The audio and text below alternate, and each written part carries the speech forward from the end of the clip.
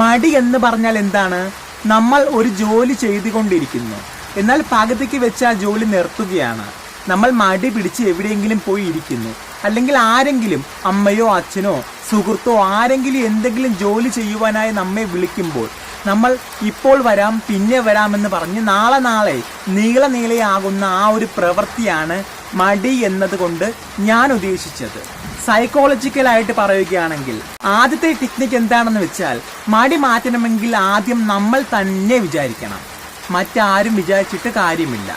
കാരണം നമ്മുടെ മടി മാറ്റുവാൻ നമ്മൾ വിചാരിച്ചില്ലെങ്കിൽ മറ്റാരാണ് വിചാരിക്കുക? നമുക്ക് വിശക്കുമ്പോൾ ഭക്ഷണം കഴിക്കുന്നത് നമ്മൾ തന്നെയല്ലേ? നമ്മുടെ സുഹൃത്തോ അച്ഛനോ അമ്മയോ ഭക്ഷണം കഴിച്ചാൽ നമ്മുടെ വിശപ്പ് മാറില്ലല്ലോ. അതുപോലെ നമ്മുടെ മടി മാറണമെങ്കിൽ അത് നമ്മൾ തന്നെ വിചാരിക്കണം. നമ്മൾ ഒരു ജോലി ചെയ്യുമ്പോൾ അല്ലെങ്കിൽ എന്തെങ്കിലും പ്രവൃത്തി ചെയ്യുമ്പോൾ അതിൽ തന്നെ ശ്രദ്ധ കേന്ദ്രീകരിച്ചുകൊണ്ട് മാത്രം ചെയ്യാൻ ശ്രമിക്കുക. അങ്ങനെയാണെങ്കിൽ ആ ജോലിയിലോ മറ്റ് ജോലികളിലോ മടി എന്ന ഒന്നും ഉണ്ടാകത്തേയില്ല.